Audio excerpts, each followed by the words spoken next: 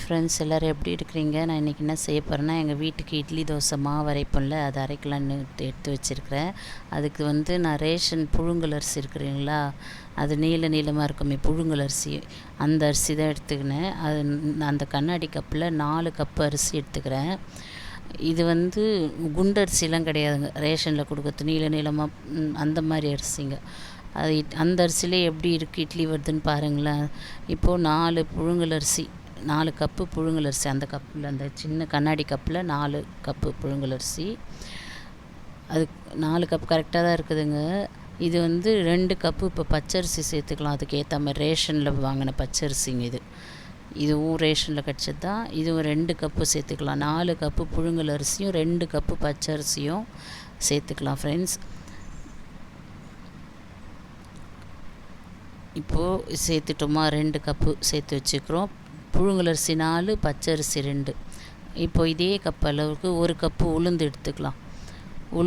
உளுந்தும் தரை தட்டி தான் எடுத்துக்கிறோம், கோபுரமெல்லாம் இல்லை, தலை தட்டி தான் எடுத்துக்கிறோம். பாருங்கள், கரெக்டாக 1 கப்பு தான். அரிசியை விட கொஞ்சம் கம்மி தான் உளுந்து. நாங்கள் அரிசி நல்லா வழிய இருந்தது, உளுந்து கம்மி தான். இப்போ கொஞ்சம் போல் ஒரு ஸ்பூன் அளவுக்கு வெந்தயம் சேர்த்துக்கலாம்.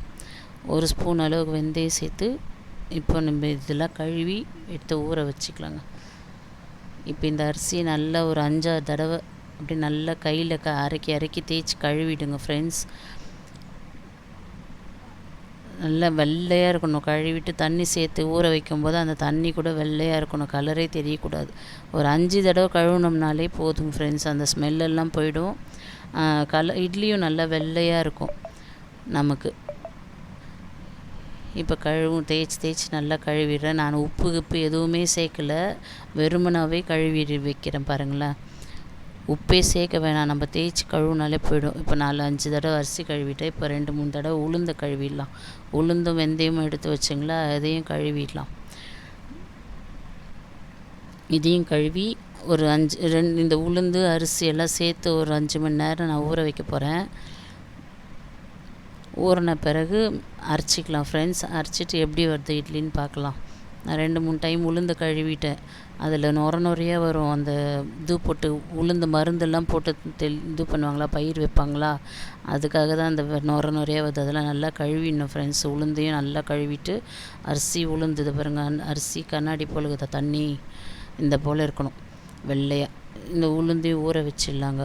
ஊற வச்சுட்டு மிஷினில் மாவு அரைச்சின்னு வர சொல்லி என் பையன்கிட்ட கொடுத்து அனுப்பிட்டு காட்டுறேன். இப்போ மாவு அரைச்சின்னு வந்துட்டான் பாருங்கள் பையன். இப்போ வெறும் உப்பு, கல் உப்பு தான் சேர்த்து, தண்ணி கொஞ்சம் சேர்த்து இந்த மாவை நம்ம கரைச்சி வச்சுக்கலாங்க. எனக்கு கையில் ஆப்ரேஷன் பண்ணிக்கிறதுனால என்னால் கிரைண்டரில் அரைக்க முடியாது, அந்த கல் தூக்க முடியலைங்க.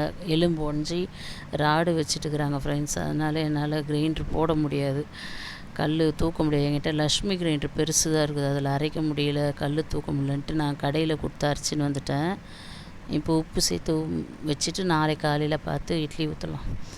இப்போது நைட்டு அப்படியே விட்டுட்டேன் ஃப்ரெண்ட்ஸ். இப்போது காலையில் அதை அப்படியே எடுத்து வச்சுட்டு மாவை மேலாக்கமாக கலந்து நல்லா கொடுத்துடணும். அடியிலேருந்து அரிசி உளுந்து எல்லாம் மிக்ஸ் பண்ணிட்டு இட்லி பாத்திரத்தில் தண்ணி சலன்னு கொதிக்குது பாருங்கள். இப்போ இட்லி ஊற்றிக்கலாம். நான் எண்ணெய் தடவலை, துணி போடலை, வெறுமனமே அப்படியே இட்லி ஊற்றி வச்சுட்டேன். இதில் எப்படி இட்லி வருதுன்னு பாருங்கள். இப்போது 3 தட்டுலேயுமே இட்லி அப்படியே ஊற்றி அந்த மாவை கலந்த மாவில் அப்படியே எடுத்து வச்சுட்டேன். உப்பு மாத்திரம்தான் சேர்த்தேன் ஃப்ரெண்ட்ஸ், நான் வேறு எதுவுமே சேர்க்கலை. இப்போது இந்த இட்லி ஊற்றி வேக வச்சிடுறேன். இப்போ இட்லி வெந்துடுச்சு ஃப்ரெண்ட்ஸ். இந்த பாருங்களேன், இட்லி நல்லா வெள்ளையாக நல்லா சாஃப்டாக இருக்குதுங்க ஃப்ரெண்ட்ஸ். ரேஷன் அரிசியில் செஞ்சோமான்றதே டவுட் வரும். உண்மை செஞ்சு பாருங்களேன், அவ்வளோ டேஸ்ட்டாக இருக்கும். பாய் ஃப்ரெண்ட்ஸ், வேறு ஒரு வீடியோவில் பார்க்குறேன்.